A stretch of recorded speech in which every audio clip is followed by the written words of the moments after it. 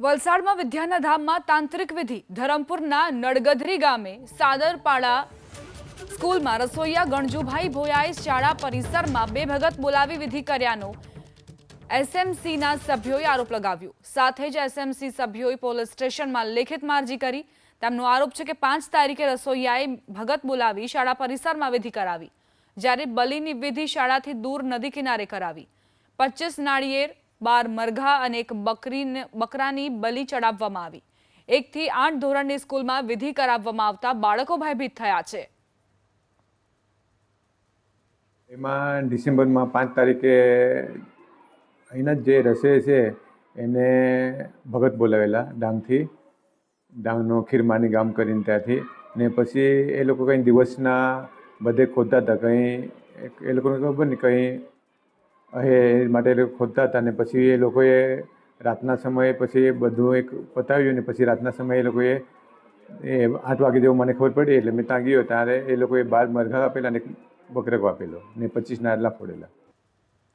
તો અધિકારીઓની તપાસ બાદ જવાબદારો સામે કાર્યવાહી થશે તેવું કહેવું છે ડીઈઓનું। સ્કૂલ પરિસરમાં 25 નાળિયેરથી તાંત્રિક વિધિ કર્યાનો આરોપ છે આ રસોઈયા પર, અને સાથે જ એવો પણ આરોપ છે કે ભગત બોલાવીને શાળા પરિસરમાં આ વિધિ તો કરવામાં આવી, સાથે જ નદી કિનારે 25 નાળિયેર, 12 મરઘા અને એક બકરાની બલિ પણ ચડાવવામાં આવી।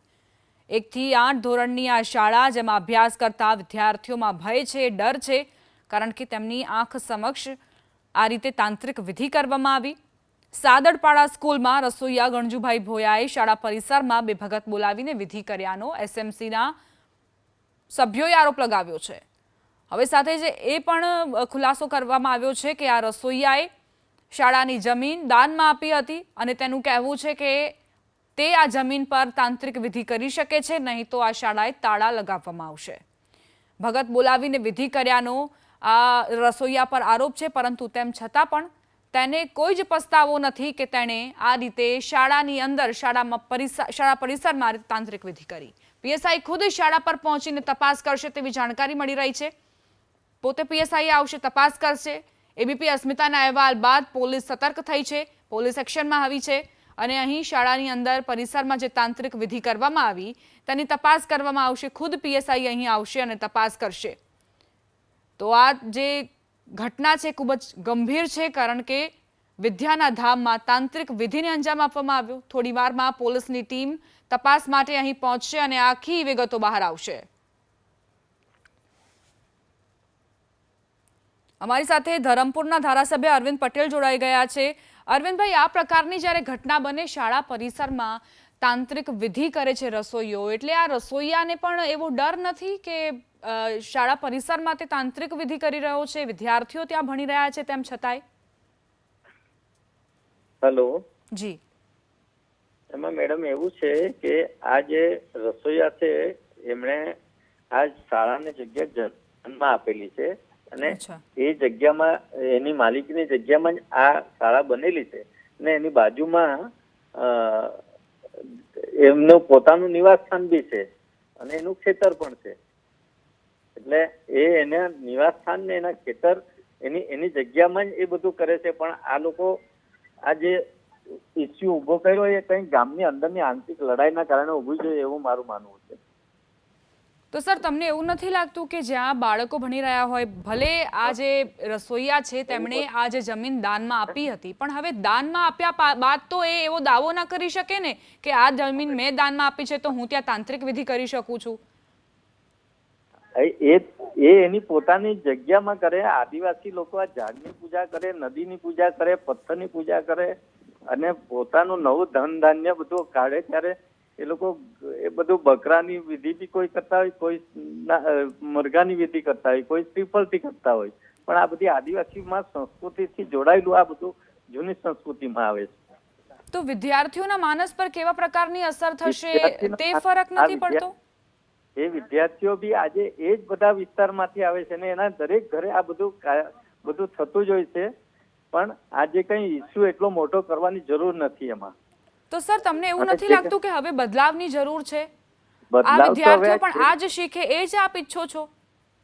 એ બધું જ હવે જે સમસ્યા થયા છે એ બધા હવે શ્રીફળથી કરે છે ને હજુ જે લોકો છે હવે આ બધું બલિ ચડાવીને કરતા હોય છે ને આ આદિવાસી માટે અત્યારે દરેક રીતે કોઈ ઝાડની પૂજા કરે, નદીની પૂજા કરે, પથ્થરની પૂજા કરે, આદિવાસી સંસ્કૃતિ સાથે આ બધું જોડાયેલું છે. એટલે બલિ આપવી એ આપ યોગ્ય ગણો છો?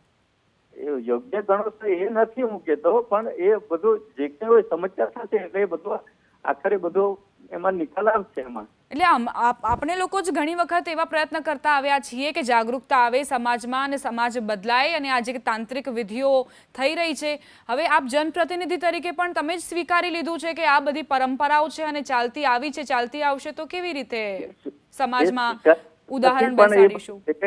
એ બધા દરેક સંપ્રદાયો અહીંયા સ્વામિનારાયણ સંપ્રદાયથી માંડીને મોક્ષ માર્ગીથી માંડીને બધા સંપ્રદાયો સાથે વિસ્તારમાં હવે લોકો જોડાતા ગયા છે ને સુધરતા ગયા છે, અને તે બધું હવે ધીરે ધીરે એનો જે કઈ બદલાવ આવે એ આવશે હવે. પણ અરવિંદભાઈ, આપણી માન્યતાઓ, આપણી પરંપરાઓ બીજા કોઈને નુકસાન ન પહોંચાડે ત્યાં સુધી જ યોગ્ય હોય છે, પણ અહીં તો બાળકો, વિદ્યાર્થીઓ, તેમની આંખે આવી રીતે તાંત્રિક વિધિ થતી હોય તો તેમના માનસ પટલ પર શું અસર થશે? આજ પરિવારમાંથી બધા આવે છે ને, એ લોકોના દરેક ઘરે આટલું થતું હોય છે, એમાં કોઈ નવાઈની વાત નથી. એટલે આપ તપાસનો વિષય નથી માનતા? તપાસ કરશે ને એમાં જે કઈ હોય એમાં, ને જે કાયદેસર રીતે જે કઈ કાર્યવાહી થતી હોય એ બધું કરશે એમાં. પણ આપણે અહીંયા કરશે તમે જ એવું કહો છો તો પછી કેવી રીતે તપાસ સારી રીતે ચાલશે? પણ એ બધું આ જે કઈ છે એ બધું જે કઈ જેને તેને જે કઈ હશે એ બધું ફરિયાદી થઈ એટલે એની તપાસ કરીને ફરિયાદમાં જે કઈ લાગુ પડતું હશે એ કરશે. તો આ ગામનો આંતરિક ઝઘડો, તે વિશે તમને કોઈ માહિતી છે કે એવો કયો આંતરિક ઝઘડો છે કે આ રીતે રસોઈયા પર આરોપો મુકાયા?